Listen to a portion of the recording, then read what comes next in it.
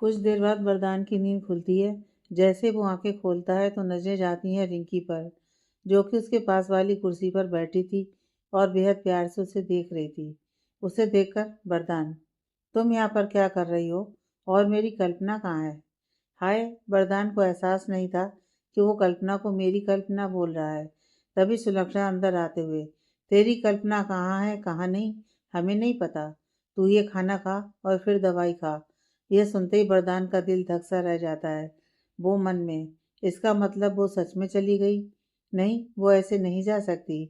क्यों नहीं जा सकती? तूने ही तो उससे कहा था कि यहाँ से चली जाए। यहाँ से चली जाए तो वो चली गई। अब तुझे क्यों इतनी बेचैनी हो रही है? तुझे क्या फर्क पड़ता है उसके जाने या ना जाने से? वो मनी मन खुद से सवाल कर रहा था और मनी मन अपने सवालों का जवाब दे रहा था। वो तो मैंने उसे वैसे ही कह दिया था कि वो यहाँ से चली जाए, लेकिन मैं ऐसा नहीं चाहता था। वैसे तो वो मेरी कोई बात नहीं मानती, जो कहता हूँ उसका उल्टा करती है, पर यह बात झट से मान ली। पर अगले ही पल वो खुद को समझाते हुए, पर मैं ये सब क्यों सोच रहा हूँ? मैंने उससे कहा यहाँ से चली जाए क्योंकि वो ऐसा चाहती थी। वो तो हमेशा से यहाँ से जाना चाहती थी, मुझसे दूर जाना चाहती थी। वो तो मैं ही ज़बरदस्ती उसे अपने पास रख रहा था। वो मेरे साथ रहना ही नहीं चाहती थी, तभी तो वो चली गई। बेहद दुखी होकर वो मनी मन ये सब बोल रहा था और उसके चेहरे पर आने वाले ये भाव सुलक्षणा साफ देख पा रही थी। तभी रिंकी उसके कंधे पर हाथ रखते हुए, क्या सोच रहे हो वरदान? खाना खा लो। बस रिंकी का छूना मतलब वरदान का गुस्सा सातवें आसमान पर जाना। यह हक नहीं दिया था उसने किसी को सिवाय कल्पना के। वो घूर कर उसकी तरफ देखता है। बस इतना काफ़ी था रिंकी को उसकी गलती का एहसास दिलाने के लिए।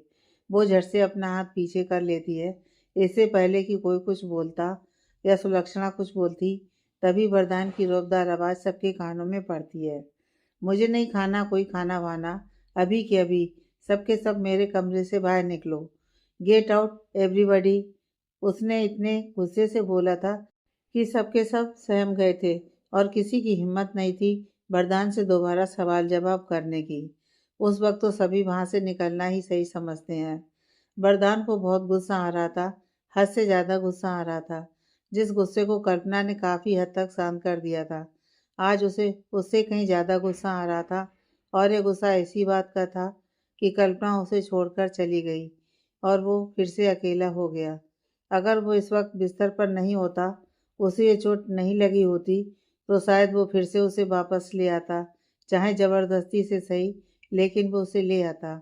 इतनी बेचैनी तो उसे तब भी नहीं हुई जब उसकी माँ उसे हमेशा के लिए छोड़कर इस दुनिया से चली गई थी। इतना बेचैन तो वो उन अंधेरी रातों में नहीं हुआ जिनमें अक्सर वो अकेला डर जाया करता था। इतना अकेलापन तो उसने तब महसूस नहीं किया जब उसने अपना बचपन यूं ही अकेले तन्हा गुजार दिया था।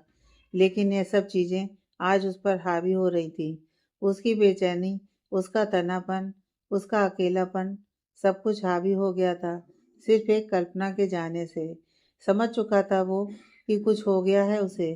कल्पना का गुस्सा, उसकी नाराज़गी, उसका लड़ना झगड़ना, उसकी बेबाकी, उसके तेवर, इन्हीं सब से प्यार कर बैठा था वो तो।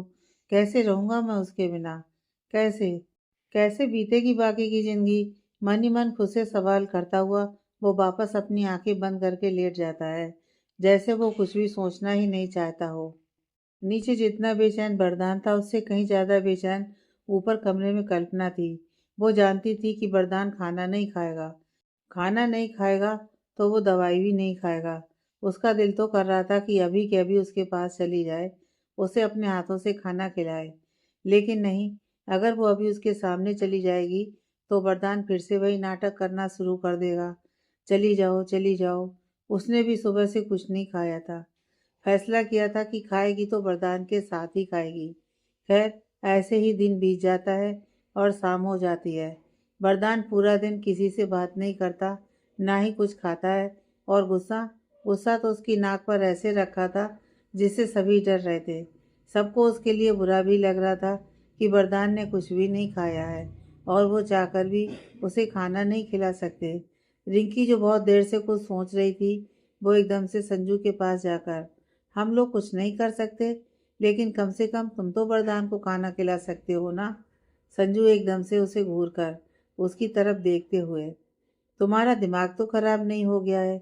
मुझे कोई शौक नहीं है मौत के मुंह में जाने का। मैं उसे खाना खिलाने गया और उसने वहीं मेरी गर्दन मरोड़ देनी है। यह सुनते ही रिंकी को भी गुस्सा आ जाता है।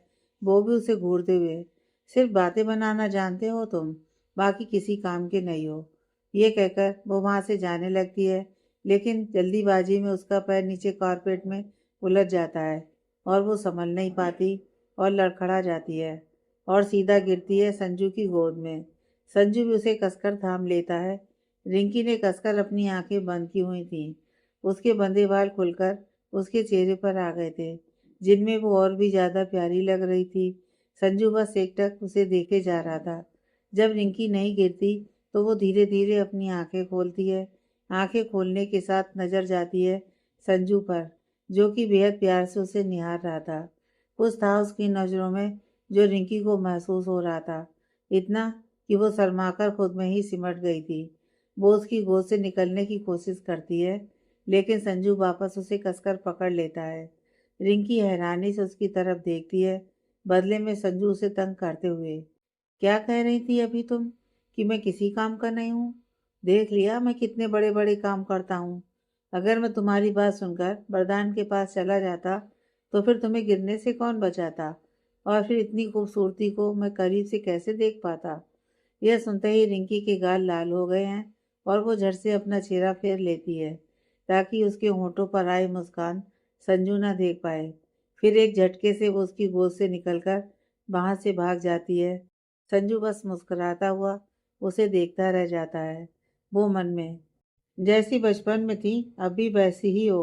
कुछ नहीं भूला हूँ मैं रिंकी, कुछ भी नहीं।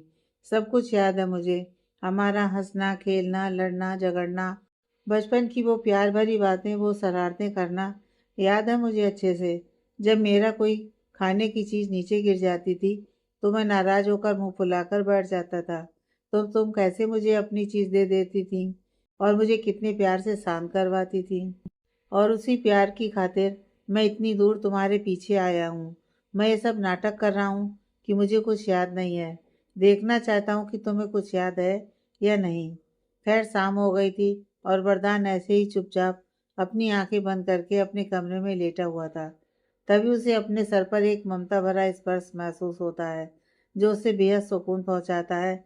यहाँ तक कि उसके होंठों पर हल्की हल्की मुस्कान सी बिखर जाती है। वो धीरे धीरे अपनी आंखें खोलता है। जैसे ही वो आंखें खोलता है तो देखता है कि उसके बेहद नज़दीक रंजना खड़ी है, जो कि अपनी आंसू भरी नजरों से उसे देख रही है और बेहद प्यार से उसको सर को सहला रही है। पहले तो वरदान उसे देखकर हैरान रह जाता है, पर वो तुरंत होश में आता है और उसे बहुत ज़्यादा गुस्सा आता है। लेकिन जैसे ही वो रंजना को कुछ कहने लगता है कि तभी एकदम से कुसुम का चेहरा उसकी नज़रों में घूम जाता है और उसका वो सपना, जिसे वो चाह कर भी भूल नहीं पा रहा था। वरदान के शब्द मुंह में ही रह जाते हैं। वो रंजना को कुछ कह ही नहीं पाता। कुछ कहने लगता तो हर बार उसे कुसुम नजर आ जाती और फिर से वो बेचैन हो जाता और रंजना पर गुस्सा कर ही नहीं पाता। यह सब देखकर वो हैरान भी हो रहा था और परेशान भी हो रहा था कि आखिर उसके साथ हो क्या रहा है। वहीं रंजना अभी भी उसके सर पर हाथ फेरते हुए, कैसा है मेरा बच्चा? वरदान अपना चेहरा फेरते हुए, आपने यहाँ आने की तकलीफ क्यों की? अगर आप यहाँ नहीं भी आएंगी तो भी मैं ठीक हो जाऊंगा। तेरी नाराजगी बिल्कुल जायज है वरदान, लेकिन तू एक माँ को एक बेटे के पास आने के लिए रोक नहीं सकता। मुझे यहाँ आने के लिए तेरी परमिशन की ज़रूरत नहीं है। जब मेरा मन करेगा तुझे देखने का, मैं तब यहाँ आऊँगी, और जब तक तू ठीक नहीं हो जाता बार बार आऊँगी। इससे पहले कि वरदान कुछ बोलता, तभी सुलक्षणा अंदर आते हुए, अच्छा हुआ रंजना तू आ गई। इसने दोपहर से कुछ नहीं खाया है और ना ही दवाइयाँ खाई हैं, और अब रात के खाने का समय हो गया है और अब भी यह नाटक कर रहा है। वरदान गुस्से से, जब मैंने कह दिया मुझे नहीं खाना मतलब नहीं खाना, समझ नहीं आता आप लोगों को। जाइए यहाँ से, मुझे अकेला छोड़ दीजिए। गुस्से से गरजता है वरदान, लेकिन तभी उसके कान में एक मधुर संगीत, यानी कि कल्पना की पायल की छमछम की आवाज़ आती है और उसका दिल धक धक करने लगता है और नजरें जाती हैं दरवाजे की तरफ। अगले ही पल उसकी बेचैन आंखों को बेचैन दिल को राहत मिल जाती है जब कल्पना खाने की प्लेट लेकर अंदर आती है। हल्के पीले रंग की साड़ी एक ब्याता की तरह किया उसका श्रृंगार, जो उसकी खूबसूरती में चार चांद लगा रहा था। खुले बाल जिसे उसने कंधे पर कर रखा था और साड़ी में झांकती उसकी पतली कमर, क्या लग रही थी कल्पना। जैसे जैसे वो अंदर आ रही थी वैसे वैसे वरदान का दिल और आंखें दोनों बाहर आ रही थी। वो बिना पलके झपकाए उसे देखे जा रहा था, देखता ही जा रहा था। कल्पना एकदम से उसके पास आती है और थोड़े गुस्से से, ये क्या नाटक लगा रखा है तुमने? दोपहर में भी खाना नहीं खाया, दवाई भी नहीं खाई, और अब भी तुम्हारा यही हाल है। इन सबको कोई और काम नहीं है क्या, जो तुम्हारे पीछे तुम्हारी चाकरी करते रहेंगे? तुम अपना ख्याल रखते नहीं हो, दूसरा कोई रखता है तो उसे रखने देते नहीं हो। अगर खाना नहीं खाओगे, दवाई नहीं खाओगे, तो ठीक कैसे होगे? या तुम्हें मजा आ रहा है ऐसे बिस्तर पर लेटे हुए? ये बुआ जी, इनकी उम्र देखो, तब भी तुम्हारे आगे पीछे घूम रही हैं और तुम इन पर गुस्सा कर रहे हो। अकल है या नहीं है? तुम ऐसे तो नहीं हो वरदान। कल्पना लगभग उसकी अच्छी खासी क्लास ले लेती है। वरदान, जिसे अभी तक यह यकीन नहीं आया था कि कल्पना सच में उसके सामने खड़ी है, और उसकी डांट सुनकर तो वो और हैरान रह गया था। कल्पना अभी भी उसे गुस्से से घूर रही थी। बदले में वरदान बेहद मासूमियत से अपनी गर्दन झुकाते हुए सॉरी। वरदान के मुंह से सॉरी सुनकर रंजना और सुलक्षणा तो हैरान रह जाती हैं। वरदान ओबराय ने पहली बार किसी को सॉरी बोला। वरदान के मुंह से सॉरी सुनकर रंजना और सुलक्षणा अभी तक होश में नहीं आई थी। वो दोनों अभी भी हैरानी से वरदान को देख रही थी और मंद मंद मुस्कुरा रही थी। वरदान अभी भी गर्दन झुकाए बैठा था और ऐसे बैठे हुए वो एक छोटा मासूम बच्चा लग रहा था। वरदान को ऐसे देखकर कल्पना को उस पर बहुत प्यार आ रहा था, बहुत दुलार आ रहा था। उसका मन कर रहा था कि वो अभी के अभी उसे अपने सीने से लगा ले और कह दे कि वो कभी उसे छोड़कर नहीं जाएगी, उसे इतना प्यार जो करती है। लेकिन नहीं, उससे पहले वरदान को रास्ते पर लाना जरूरी था। उसे रिश्तों का महत्व बताना जरूरी था। उसके दिल में जमी गलतफहमी की परत को हटाना जरूरी था। सुलक्षणा और रंजना अभी भी मंद मंद मुस्कुराते हुए वरदान को देख रही थीं और मारे शर्म के वरदान की नजरें ऊपर ही नहीं हो रही थी। ये बात कल्पना भी महसूस कर पा रही थी। वरदान आहिस्ता से अपनी नजरें ऊपर करता है और रंजना और सुलक्षणा की तरफ देखता है, और उनके चेहरे पर बिखरी मंद मंद मुस्कान देखकर वो झेप जाता है और तुरंत अपनी नजरें नीची कर लेता है। वरदान ओबराय, जिसके सामने किसी की आवाज़ तक नहीं निकलती थी, आज इस वरदान ओबराय की अपनी बीवी के सामने आवाज़ नहीं निकल रही थी। रंजना और सुलक्षणा आंखों ही आंखों में एक दूसरे को वहां से जाने के लिए बोलती हैं और फिर दोनों ही चुपचाप वहां से चली जाती हैं कि कहीं कल्पना उन्हें कुछ ना कह दे। उनके जाते ही कल्पना उठती है और अंदर से दरवाज़ा बंद करती है और वरदान के सामने आकर बैठ जाती है। इस बीच वरदान एक बार भी अपनी नज़रें ऊपर नहीं करता। वो इस वक्त कितना मासूम, कितना प्यारा, कितना स्वीट लग रहा था, ये तो बस कल्पना ही जानती थी। कल्पना का तो मन कर रहा था कि उसके दोनों गाल पकड़कर खींच दे। वो उसे देखते हुए मन में, अगर यूं भोला सा बनकर मेरे सामने बैठ जाए तो मैं कैसे इस पर गुस्सा करूंगी। लेकिन अगले ही पल वो खुद को समझाती है और फिर अपने चेहरे के भाव सख्त करती है और एक बार फिर वरदान पर गुस्सा करते हुए, ये क्या नाटक लगा रखा है तुमने वरदान? दोपहर में भी लंच नहीं किया तुमने, इसकी वजह जान सकती हूँ मैं? कल्पना एक बीवी की तरह उसे डांट रही थी, उससे सवाल कर रही थी, जो कि वरदान भी देख पा रहा था, महसूस कर पा रहा था, और उसे यह सब बहुत अच्छा लग रहा था। कल्पना की डांट से भी प्यार करने लगा था वो अपनी गहरी नज़रें ऊपर करता है और अपनी सर्द आवाज में कल्पना की तरफ देखते हुए, तुम नहीं थी ना, तो मन नहीं किया कुछ खाने का, एकदम से बोलता है वरदान, और कल्पना का दिल चुरा लेता है। उसकी बातें सुनकर एक पल के लिए तो कल्पना का दिल बेतासा धड़कने लगा था, इतना कि जैसे उछलकर बाहर आ जाएगा। लेकिन वो ये सब अपने चेहरे से पता नहीं चलने देती। वहीं वरदान को एहसास ही नहीं था कि वो क्या बोल रहा है। कल्पना एकदम से अपने दोनों हाथ बांधते हुए, अच्छा, मैं नहीं थी तो तुम्हारा खाने का मन नहीं हुआ, और अगर मैं सच में तुम्हें छोड़कर चली जाती तो क्या करते तुम? कल्पना की बात सुनकर एक पल के लिए वरदान का दिल भी धक धक करने लगता है। कल्पना के जाने के जिक्र से ही उसकी क्या हालत हुई थी ये तो वही जानता था। और आज पूरा दिन उसने कल्पना को नहीं देखा। वो बेचैनी को, वो बेताबी को वो शब्दों में बयान नहीं कर सकता था। वो बस एकटक उसे देख रहा था, जैसे जवाब ढूंढ रहा हो उसके पूछे सवाल का। बोलो ना बरदान, फिर क्या करते तुम? बरदान एक गहरी सांस लेता है और अपनी गर्दन झुकाते हुए जी लेता किसी तरह, जैसे आज तक जीता आया हूँ। कितना दर्द था उसके शब्दों में, कितनी तकलीफ थी उसके अंदर, जो कि कल्पना को भी महसूस हो रही थी। वो एकदम से अपना हाथ उसके हाथ पर रखते हुए, अगर मैं सच में चली जाती तो क्या तुम मुझे एक बार भी लेने नहीं आते?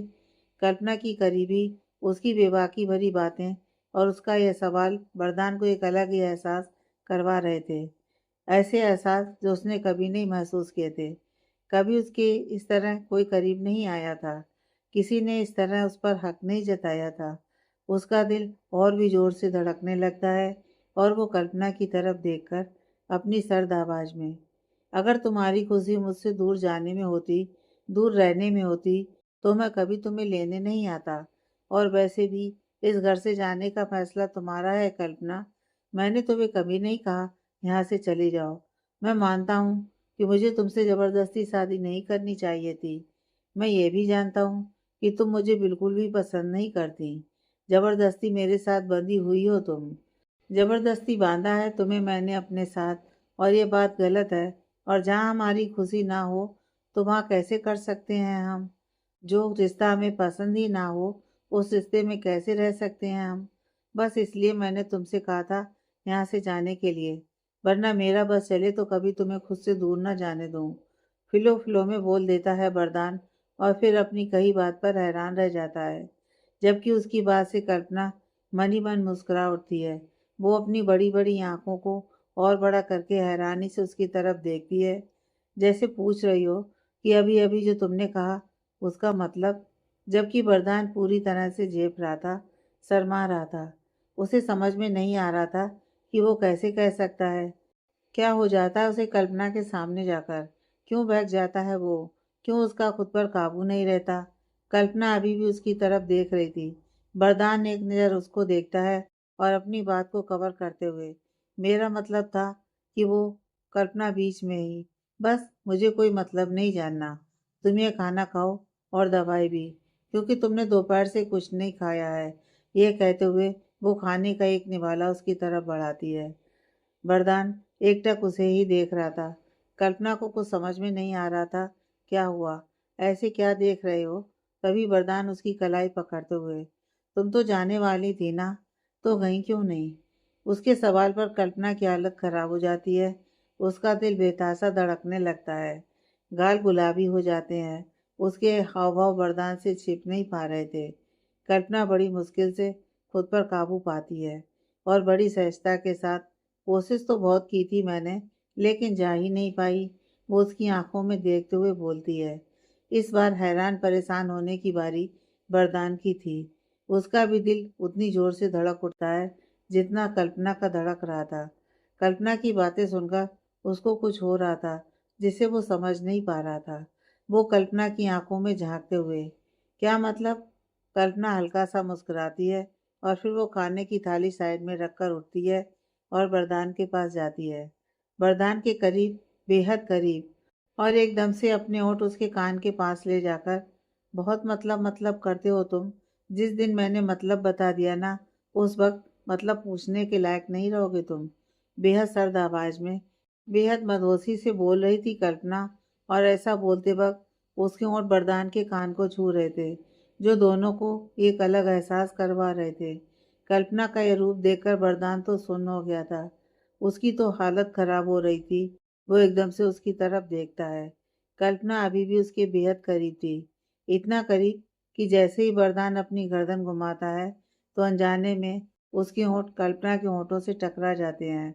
लेकिन कल्पना बिल्कुल पीछे नहीं हटती और ना ही अपने चेहरे पर शर्म के भाव आने देती है, क्योंकि वो उससे प्यार करती थी। उसका पति था वो।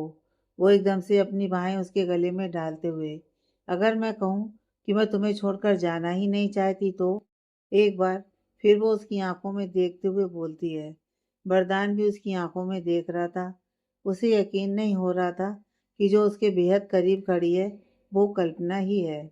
जो कल्पना उसकी तरफ देखती तक नहीं थी, जो उसके पास भी नहीं आती थी, जो एक पल उसके साथ रहना नहीं चाहती थी, वो आज उसके बेहद करीब है। इतने करीब है वो वरदान के कि उसकी हालत खराब हो रही है। वही कल्पना उसके साथ रहना चाहती है, पर वो ऐसा क्यों कर रही है? बस यही नहीं समझ पा रहा था वरदान। वो तो अभी तक हैरानी से उसे देख रहा था। उसे ऐसा लग रहा था जैसे वो कोई सपना हो, पर यह सपना नहीं था, यह बहुत खूबसूरत हकीकत थी, जिसमें से वरदान कभी बाहर नहीं आना चाहता था। कल्पना उसकी हालत अच्छे से समझ रही थी। वो हल्का सा उसके करीब जाती है और प्यार से उसका चेहरा अपने हाथों में भरते हुए, हाँ, ये मेरा ही फैसला था कि मैं यहाँ से जाना चाहती थी, पर अब मैं नहीं जाना चाहती तुम्हें छोड़कर, इस घर को छोड़कर। हाँ, मैं तुमसे नाराज़ थी और उसकी वजह भी थी मेरे पास।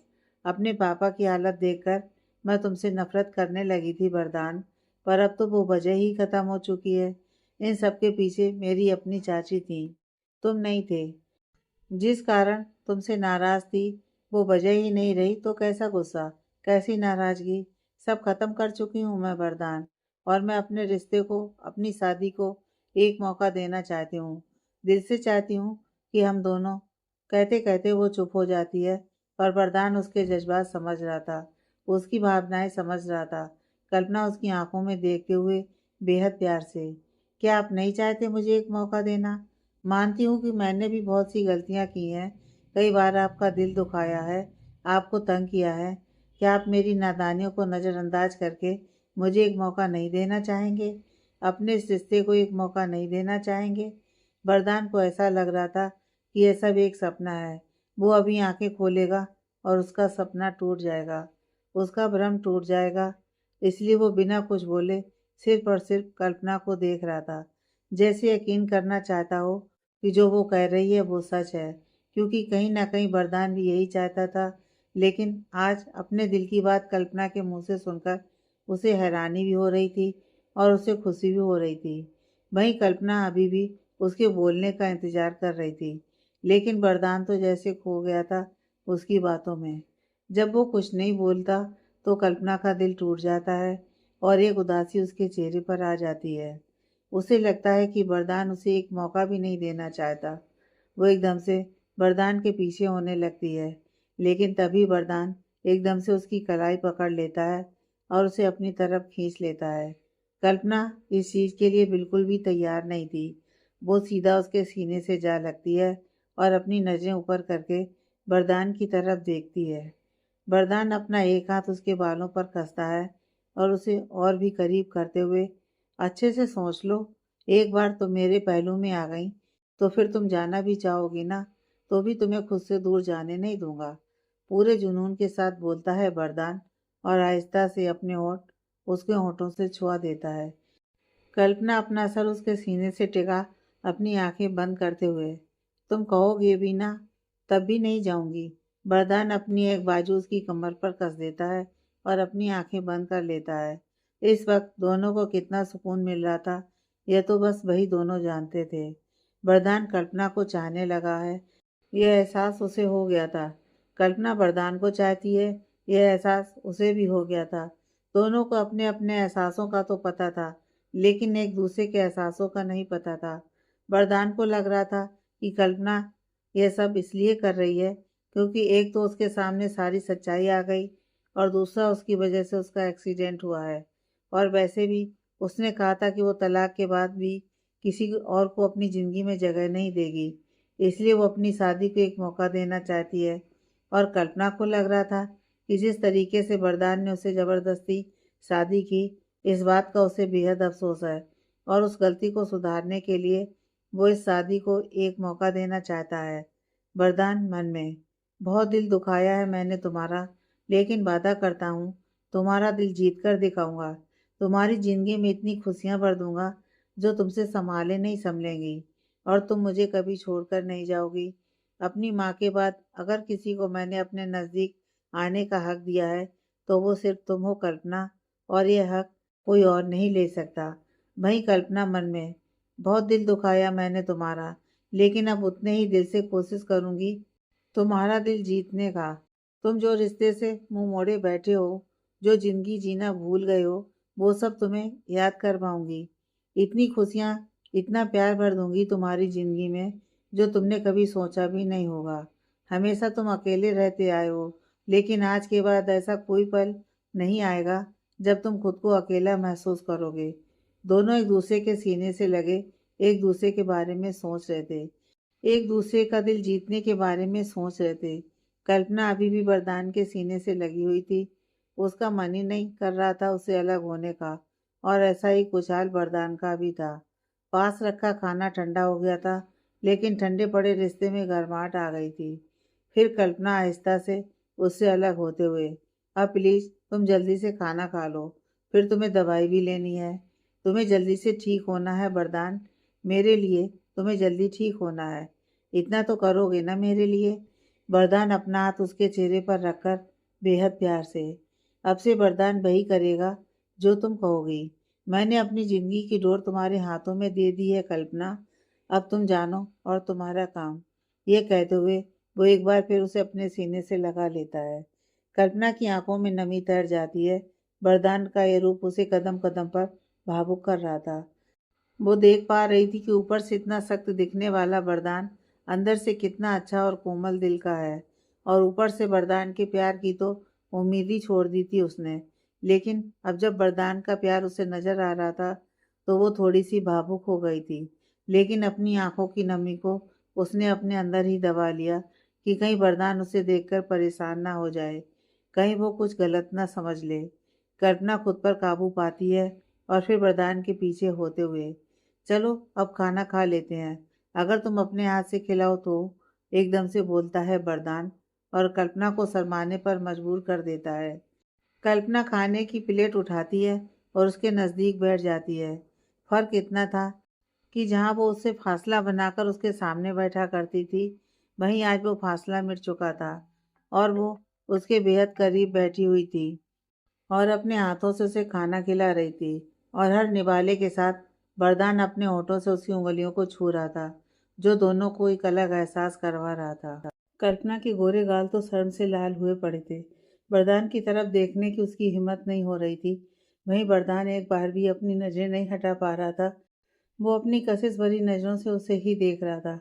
वरदान इतना रोमांटिक हो सकता है कि यह तो कभी कल्पना को लगा ही नहीं था। वो कभी वरदान को देख रही थी, कभी अपनी नज़रें झुका रही थी, कभी शर्मा रही थी, कभी मुस्कुरा रही थी, और उसकी एक एक अदा वरदान के दिल में उतरती जा रही थी। कुछ देर में कल्पना वरदान को खाना खिला देती है और अपने हाथ से उसके होठों को साफ करते हुए, मैं तुम्हारी दवाई लाती हूँ, इतना कहकर वो वहाँ से जाने लगती है।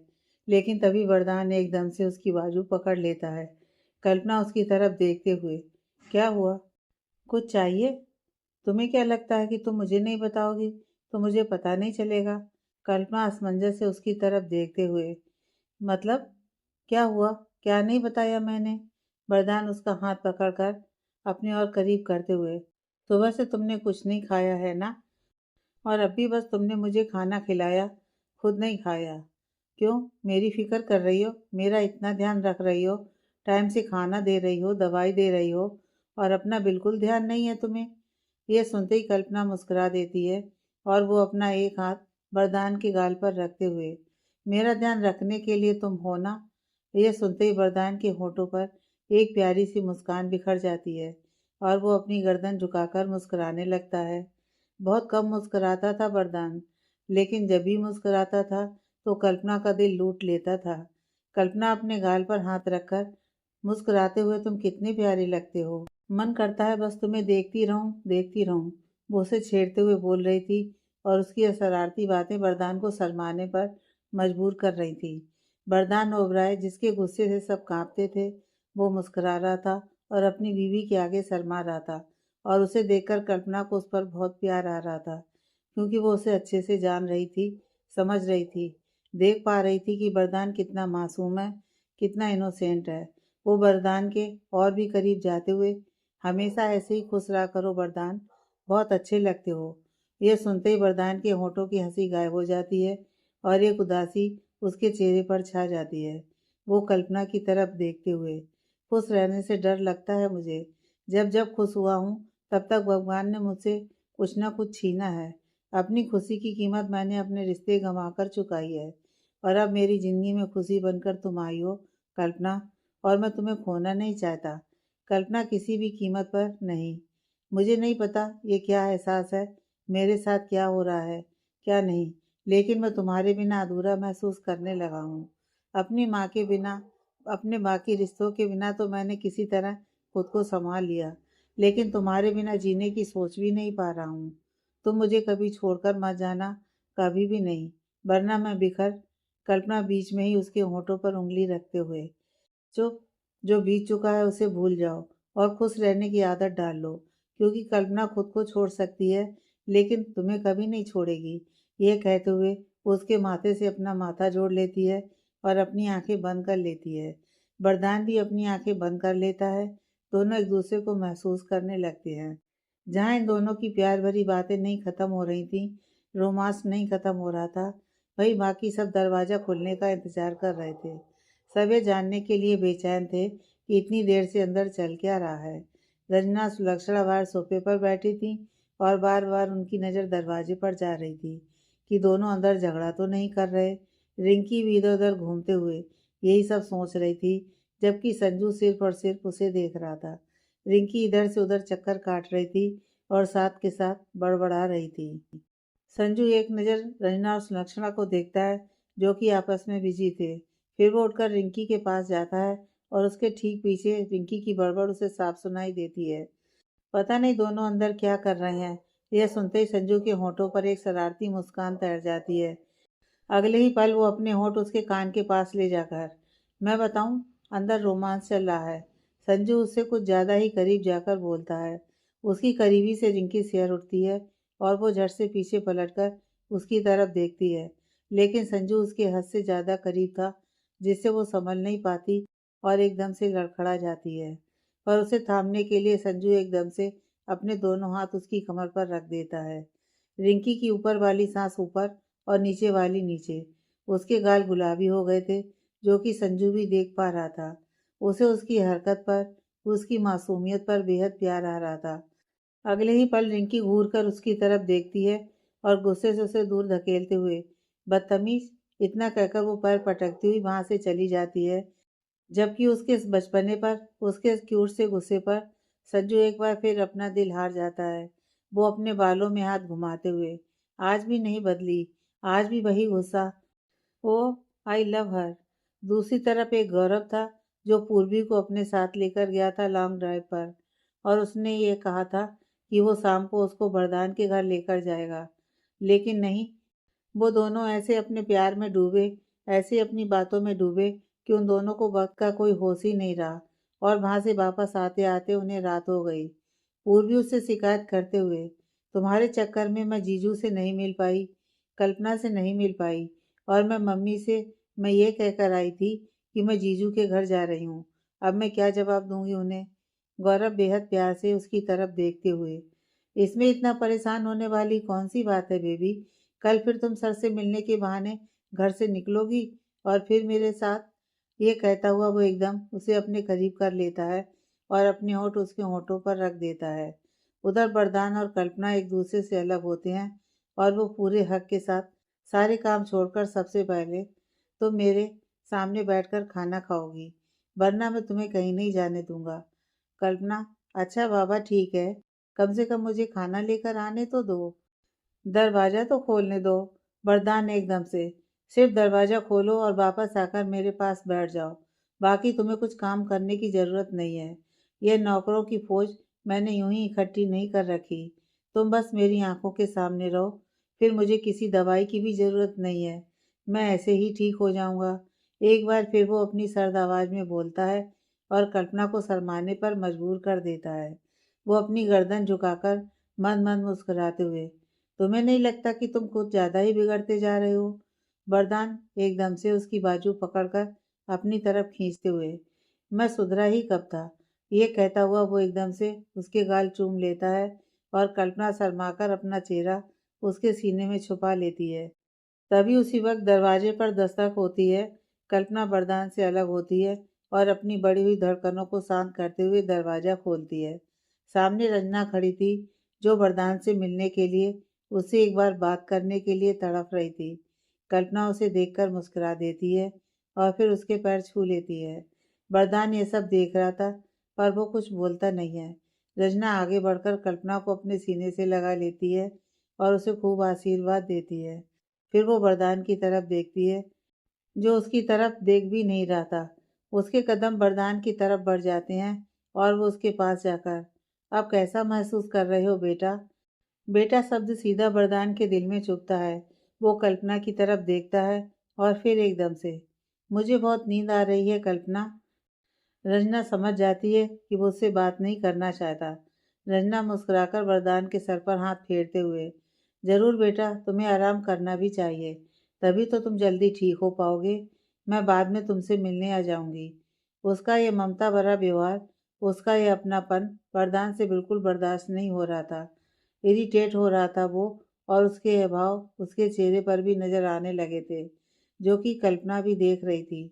वरदान का मन तो कर रहा था कि रंजना से कह दे कि नहीं, आपको यहाँ आने की ज़रूरत नहीं है, और वो यही कहने वाला होता है, लेकिन उससे पहले ही कल्पना एकदम से उसके पास आती है और उसका हाथ पकड़ते हुए रंजना की तरफ देखकर, जी मम्मी जी, ये आप ही का घर है, आप जब मर्जी यहाँ आ सकती हैं। वरदान थोड़ी नाराजगी से उसकी तरफ देखता है। बदले में कल्पना उसे आंखें दिखा देती है। रंजना दोनों की ये नोकझोंक देख रही थी और मनी मन दोनों को ढेर सारे आशीर्वाद दे रही थी। उसके बाद वो कमरे से बाहर निकल जाती है। कल्पना भी उसके साथ साथ जाती है। रंजना उसके सर पर हाथ रखते हुए, हमेशा मेरे वरदान का ऐसे ही ख्याल रखोगी ना बेटा? कभी उसका साथ मत छोड़ना, वो बहुत अच्छा है। बस वो, कल्पना बीच में ही, आप फिक्र मत कीजिए मम्मी जी, मुझे समझ आ गया है कि वो सच में बहुत अच्छे हैं। बस उनके वक्त और हालात अच्छे नहीं थे, पर मैं आपसे वादा करती हूँ, मैं उनका खोया हुआ हर वो रिश्ता उन्हें लौटाऊंगी जिनके लिए वो आज भी तरस रहे हैं। यह सुनकर रंजना को बहुत तसल्ली होती है। उसके बाद वो वहाँ से चली जाती हैं। सुलक्षणा भी अपने आराम करने के लिए अपने कमरे में चली गई थी। रिंकी भी अपने कमरे में थी और संजू उसे तंग करने की प्लानिंग कर रहा था। कल्पना वापस वरदान के पास जाती है। वरदान के चेहरे पर नाराजगी अभी तक दिख रही थी। वो एकदम से कल्पना से, क्या जरूरत थी उनको ये कहने की कि वो यहाँ कभी भी आ सकती हैं? कल्पना एकदम से, हद करते हो तुम वरदान, तो क्या मैं उनका अपमान कर दूं? ये कह दूं कि नहीं, यहाँ आने की जरूरत नहीं है? हाँ, यही कहना चाहिए था। तुम्हें नहीं पता कि उन्होंने, इसलिए अपनी बात पूरी करता वरदान। कल्पना एकदम से उसके पास जाती है और उसे आंखें दिखाती है और उसकी दवाई उसके हाथ में रखते हुए, दवाई खाओ चुपचाप। उसकी आंखें देखकर वरदान एक बार फिर चुप हो जाता है और वो बेहद मासूमियत से, तुम्हें नहीं लगता कि तुम मुझे कुछ ज्यादा ही आंखें दिखाने लगी हो? कल्पना हल्का सा मुस्कुराते हुए, तो तुम प्यार से मानते भी कहाँ हो? प्यार से पहले ही मेरी बात मान जाया करो, तो फिर मुझे गुस्सा करने की जरूरत ही नहीं पड़ेगी। वरदान धीरे धीरे बड़बड़ करते हुए, पत्नी वाले सारे गुण आ गए इसमें, यह नहीं कि जरा सा मुझे प्यार कर ले। क्या पत्नियां प्यार नहीं करती? क्या बस वो गुस्सा करती हैं? वो धीरे धीरे बड़बड़ा रहा था, लेकिन उसकी ये बड़बड़ कल्पना को साफ सुनाई दे रही थी और वो उसकी बातों पर मन ही मन मुस्कुरा रही थी। वो एकदम से वरदान के करीब जाती है और उसका चेहरा अपने हाथों में भरते हुए, पहले प्यार करने लायक हो तो जाइए जनाब, उसके बाद आपको जी भरकर प्यार भी कर लेंगे। वो उसे छेड़ते हुए बोलती हैं और एक बार फिर उसकी ये प्यार भरी शरारत भरी बातें वरदान को शर्माने पर मजबूर कर देती हैं। उसके होंठों पर मंद मंद मुस्कान तैर जाती है और वो अपनी गर्दन झुकाते हुए, तुम्हें नहीं लगता कि तुम थोड़ी बहुत बेशरम भी हो? कल्पना अपनी दोनों बाहें उसके गले में डालते हुए, क्या करूं, तुम बेशरम नहीं हो ना? ये कहते हुए वो उसकी तरफ देखकर अपनी एक आंख दबा देती है। वरदान का तो मुंह खुला रह जाता है उसकी हरकतों पर, जबकि कल्पना को उसकी हालत पर बहुत हंसी आ रही थी।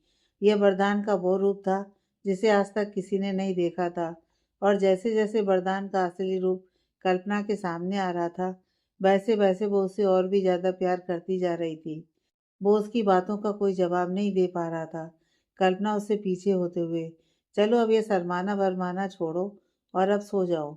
लेकिन वरदान ने एकदम से उसका हाथ पकड़कर वापस उसे अपनी तरफ खींचते हुए, मैंने बदमाशी शुरू कर दी ना देवी जी, तो तुम्हें अच्छे से समझ आ जाएगा कि शर्माना किसे कहते हैं।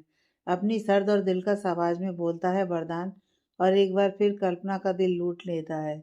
उसकी करीबी एक बार फिर उसे बेचैन कर देती है और शर्म से उसकी नज़रें झुक जाती हैं। अच्छा बाबा, छोड़ो तो सही, गेट खुला है, कोई आ जाएगा तो उससे मुझे कोई फ़र्क नहीं पड़ता। मैं अपनी पत्नी के साथ कुछ भी करूं, इससे किसी दूसरे को क्या परेशानी है। यह कहता हुआ वो उसे अपने और करीब कर लेता है। जहाँ वरदान उसे छोड़ ही नहीं रहा था, वहीं कल्पना शर्म से पानी पानी हुई जा रही थी। साथ के साथ उसे यह डर भी था कि अगर कोई आ गया तो कितना असहज महसूस करेगी वो सबके सामने। कल्पना आहिस्ता से अपना हाथ उसके सीने पर रखते हुए, प्लीज वरदान, जाने दो ना प्लीज। वरदान उसका हाथ पकड़ता है और एकदम से चूमते हुए, अब इतना प्यार से कहोगी तो जानवी। इससे पहले कि वो अपनी बात पूरी कर पाता, कल्पना एकदम से उसके होठों पर अपनी उंगली रख देती है और उसे ऐसा बोलने से मना करती है। ऐसा करते हुए वो कितनी प्यारी लग रही थी। उसकी आंखों में वरदान को अपने लिए कितना प्यार नजर आ रहा था। उसका दिल भर आता है कि कोई उससे भी प्यार कर सकता है। वो उसे अपने सीने में समा लेता है और अपनी आंखें बंद करते हुए, हमेशा मेरे साथ रहना कल्पना, हमेशा। कल्पना भी उसे कसकर पकड़ लेती है। वरदान, तुम भी मुझे कभी छोड़कर मत जाना। फिर कभी ऐसी बात मत करना। पहले ही बड़ी मुश्किल से मैंने तुम्हें पाया है और दोबारा खोना नहीं चाहती। बातों बातों में उसके दिल में दबी बात उसके होंठों तक आ जाती है। क्या मतलब? वरदान उससे सवाल करता है। कल्पना को एहसास होता है कि उसने क्या बोल दिया, लेकिन अगले ही पल वो बात को कवर करते हुए, मतलब कि आज तक हम लड़ते झगड़ते ही रहे हैं। आज मैं दिल से अपने रिश्ते को एक मौका देना चाहती हूँ, इसलिए बोल रही हूँ कि पहले ही बड़ी मुश्किल में सब कुछ ठीक हुआ है। अब तुम प्लीज ऐसी बात मत करो। वो वरदान को कसकर पकड़ते हुए बोलती है। वरदान उसकी हरकत पर मुस्कुरा उठता है और वो उसे छेड़ते हुए, सुनो, क्या अब दरवाज़ा नहीं खुला है? क्या अब कोई अंदर नहीं आएगा? यह सुनते ही कल्पना को एकदम से होश आता है और वो झट से उससे अलग हो जाती है और शर्माकर अपनी नज़रें झुका लेती है। जहाँ उसकी नज़रें ऊपर नहीं हो रही थी, वहीं वरदान ने एकटक कल्पना को देख रहा था, वो भी शरारत भरी नज़रों से। कल्पना एक नज़र उसकी तरफ देखती है और फिर वापस नज़रें झुकाते हुए, अब तुम सोने का क्या लोगे? अच्छा जी, तो जो मैं मांगूंगा वो दे दोगी? एक बार फिर वरदान उसकी खिंचाई कर देता है। कल्पना दूसरी तरफ जाकर उसका बिस्तर सही करते हुए, तुम ना सच में बहुत बड़े वाले हो। मैं तो तुम्हें खामखा भोला समझ रही थी। अरे इसमें भोलेपन की कहाँ से आ गई? मैं तो अभी कुछ कहा भी नहीं। अब तुम अपने दिमाग में क्या क्या सोचे जा रही हो, अब इस बात का थोड़ी ना मुझे पता है। कल्पना किसी छोटे बच्चे की तरह खींचते हुए, वरदान। इतने में सुलक्षणा की रौबदार आवाज दोनों के कानों में पड़ती है। ये क्या वरदान वरदान लगा रखा है तुमने? तुम्हें समझाया था ना कि मेरे सामने अपने पति का नाम मत लेना, लेकिन तुम बाज आने वालों में से नहीं हो। इससे पहले कि कल्पना कुछ बोलती, वरदान जो गुस्से से भर गया था वो एकदम से, पत्नी है ये मेरी, ये मुझे कुछ भी कह सकती है। इसमें आपके पेट में दर्द क्यों हो रहा है बुआ जी? कल्पना हैरानी से वरदान की तरफ देखती है, जबकि सुलक्षणा गुस्से से उसे घूरते हुए, हाँ हाँ, तू तो हमेशा इसी का पक्ष लिया कर, सर पर बिठा ले इसे, जोरू का गुलाम बन जा। वरदान ने एकदम से, हाँ हाँ बन जाऊंगा, आपकी सलाह लेने नहीं आऊंगा, और बनने की जरूरत नहीं है मुझे, गुलाम बन चुका हूं मैं। सुना आपने? यह सुनते ही कल्पना अपना माथा पीट लेती है कि यह लड़का बिल्कुल पागल हो गया है। सुलक्षणा से नजरें मिलाने की उसकी हिम्मत नहीं हो रही थी और एक वरदान था जिसे कोई फर्क नहीं पड़ रहा था। सुलक्षणा बिना कुछ बोले वहां से चली जाती है। उनके जाते ही कल्पना राहत की सांस लेती है और वरदान की तरफ देखकर, हद करते हो तुम, ऐसे कोई बोलता है क्या? वरदान एकदम से उसका हाथ पकड़कर उसे अपनी तरफ खींच लेता है, जिससे कल्पना संभल नहीं पाती और उसके सीने से जा टकराती है। वरदान अपना एक हाथ उसकी पतली कमर में लपेटते हुए, तो मैंने क्या गलत कहा? मर्द अपना सर हर किसी के आगे नहीं झुकाते, लेकिन जिस औरत के सामने मर्द अपना सर झुकाए तो वो उसके दिल की रानी होती है। फिर वो पूरी जिंदगी उसके आगे अपना सर झुकाए रहना चाहता है, गुलाम बनकर। और मेरे दिल की रानी तुम हो कल्पना। मुझे कोई शर्म नहीं है यह बात कहने में कि हाँ, मैं हूँ तुम्हारा गुलाम और जिंदगी भर रहना चाहता हूँ। ये कहता हुआ वो उसके माथे से अपना माथा जोड़ देता है और अपनी आंखें बंद कर लेता है। कल्पना की आंखों में हल्की सी नमी तैर जाती है और होठों पर एक सुकून भरी मुस्कान बिखर जाती है। वरदान के इतने प्यार की तो उम्मीद भी नहीं की थी उसने, जितना वरदान ने उसकी झोली में डाल दिया था। वो कसकर अपनी आंखें बंद कर लेती है और उसके सीने में समा जाती है, जैसे हमेशा के लिए खो जाना चाहती हो उसकी बाहों में। कुछ देर दोनों ऐसे ही एक दूसरे को महसूस करने लगते हैं। उसके बाद वरदान कल्पना के लिए खाना मंगवाता है और वहीं अपनी आंखों के सामने बिठाकर उसे खाना खिलाता है। दूसरी तरफ पूर्वी भी अपने घर पहुंच गई थी। घर पर पहुंचते ही उसकी माँ का एक ही सवाल, वरदान कैसा था, क्या कह रहा था वो, क्या बात की उसने तुमसे, तूने उसका ध्यान रखा, उसकी केयर की। उसका हर सवाल सीधा वरदान के लिए था। कल्पना के बारे में तो पूछा तक नहीं उसने। अब पूर्वी उसे क्या बताती कि वो तो वरदान से मिली ही नहीं, सारा टाइम सिर्फ गौरव के साथ रही। पूर्वी उसे नजर चुराते हुए, जीजू पहले से ठीक है माँ, हाँ उन्होंने मुझसे बात की, लेकिन दवाइयों की वजह से फिर वो सो गए थे। अच्छा लगा उनको मेरा वहाँ आना, कह रहे थे कि कल भी आना। पूर्वी एकदम से बोल देती है, क्योंकि गौरव ने कल भी उसे बुलाया था। यह सुनकर तो लता खुशी से झूम उठती है कि वरदान ने पूर्वी को कल फिर अपने घर बुलाया है। इसका मतलब वो कल्पना को जरा भी पसंद नहीं करता। कल्पना भी कहाँ पसंद करती है उसको। उन दोनों का रिश्ता तो वैसे भी ठीक नहीं चल रहा, इसलिए तो उसने पूर्वी को बुलाया होगा। वो मेरी पूर्वी को पसंद करने लगा होगा। वो मनी मन ऐसा बोल रही थी।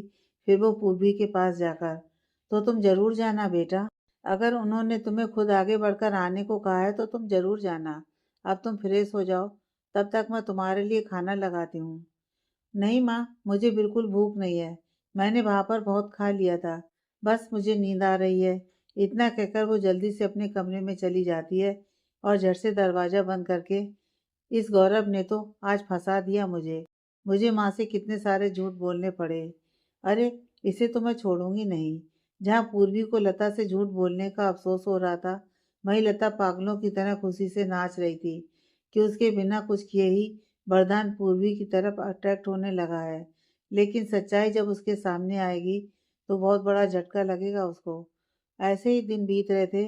कल्पना वरदान का बहुत ध्यान रख रही थी, उसकी बहुत केयर कर रही थी, और साथ साथ उसके दिल में वरदान के लिए प्यार, दीवानगी, जुनून सब बढ़ता ही जा रहा था।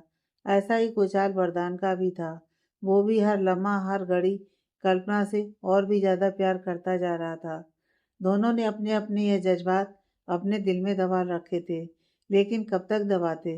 दोनों का यह प्यार, दोनों की बढ़ती नज़दीकियाँ, दोनों का एक दूसरे का मान सम्मान करना, दोनों की दीवानगी, किसी की नज़रों से छुपा नहीं था ये सब। वरदान को वक्त पर दवाई देना, खाना देना, उसकी मालिश करना, उसको एक्सरसाइज करवानी, कल्पना ने सब कुछ अपने ऊपर ले लिया था, और ये उसी का नतीजा था कि वरदान अब ठीक होने लगा था। यह सब देखकर डॉक्टर भी हैरान थे। वक्त से पहले ठीक हो गया था वरदान, और यह सारा श्रेय वो कल्पना को देता था। बीच बीच में रचना आती थी उससे मिलने, कभी कभी विनोद भी आता था, लेकिन वरदान सिर्फ उनसे नपी तुली ही बात करता था, वो भी सिर्फ कल्पना के समझाने पर। कल्पना चाह कर भी इस वक्त उसकी गलतफहमी दूर नहीं कर पा रही थी, क्योंकि पहले वो उसे सही और गलत का फर्क समझाना चाहती थी। उसे एहसास दिलाना चाहती थी कि कभी कभी आंखों देखा भी गलत होता है, लेकिन इन चीज़ों के लिए अभी सही वक्त नहीं था। रंजना ने मन्नत रखी थी कि जिस दिन वरदान बिल्कुल ठीक होकर अपने पैरों पर चलने लगेगा, उस दिन वो घर में सत्यनारायण भगवान की कथा करवाएगी, वो भी वरदान के अपने घर में। और उसने कल ही पूजा रखने का फैसला कर लिया था। यही बताने वो इस वक्त वरदान के घर पर आई थी। लेकिन जैसे ही वो अपनी बात वरदान के सामने रखती हैं, तो वरदान घर आने के लिए और पूजा में शामिल होने के लिए साफ मना कर देता है, ये कहकर कि उसे उसका दिया कुछ नहीं चाहिए, आशीर्वाद भी नहीं, और वो घर उसका नहीं है। ना वो घर आएगा और ना ही उसकी रखी हुई पूजा में शामिल होगा। यह सुन रंजना का चेहरा लटक जाता है और उसकी आंखों में आंसू आ जाते हैं। उसकी तकलीफ कल्पना को महसूस हो रही थी। यह वरदान मीना को समझना ही नहीं चाहता, वो मनी मन बोलती है। गुस्से से भरा हुआ वरदान ऊपर अपने कमरे में जाने लगता है। तभी कल्पना की आवाज़ उसके कानों से टकराती है। मम्मी जी, आप फिक्र मत कीजिए, हम दोनों ज़रूर आएंगे, मैं वादा करती हूँ आपसे। ये बात वो वरदान की तरफ देखकर बोलती है। वरदान गुस्से से उसे देखता है और फिर नाराज़गी जाहिर करते हुए ऊपर अपने कमरे में चला जाता है। रंजना अपना आशीर्वाद भरा हाथ कल्पना के सर पर रखती है और फिर वहाँ से चली जाती है। जैसे उसे भरोसा हो कि अब कल्पना ने कह दिया है तो उसका वरदान ज़रूर आएगा। रंजना के जाने के बाद कल्पना झट से वरदान के पीछे ऊपर कमरे में जाती है। वो अंदर जाती है तो देखती है कि वरदान गुस्से से भरा हुआ कमरे में लगी खिड़की पर खड़ा है और सिगरेट पी रहा है। कल्पना के कदम उसकी तरफ बढ़ जाते हैं। वो दरवाज़ा बंद करना भूल जाती है। अगले ही पल वो वरदान के बेहद करीब थी। वो उसके पास जाती है और उसके हाथ से सिगरेट छीनकर नीचे फेंक देती है। वरदान गुस्से से उसकी तरफ देखते हुए, अगर मैं तुम्हारी सारी बातें मानता हूँ तो इसका मतलब यह नहीं है कि तुम मुझसे कुछ भी मनवा लोगी। किसी छोटे बच्चे की तरह शिकायत करते हुए बोलता है वरदान। कल्पना अपने दोनों हाथ बांधे उसे ही देख रही थी। वरदान हल्का सा उसके करीब जाकर, तुम सुन भी रही हो, मैं कल नहीं जाऊंगा। इससे पहले कि वो अपनी बात पूरी करता, कल्पना एकदम से अपने पंजों पर खड़ी होती है और वरदान के खुलते बंद होते होठों को अपने होठों में दबा लेती है। जल्दी जल्दी में वो अपने और वरदान के खाने की थाली नीचे ही भूल आई थी। रिंकी जो वो थाली देने आ रही थी, दरवाज़ा खुला देखकर वो अंदर आ जाती है और दोनों को ऐसे किस करते हुए देखकर उसके कदम वहीं रुक जाते हैं और वो झट से बाहर भागते हुए, ये दोनों मुझ नादान बच्ची को बिगाड़ कर ही रहेंगे। आगे की कहानी नेक्स्ट पार्ट में।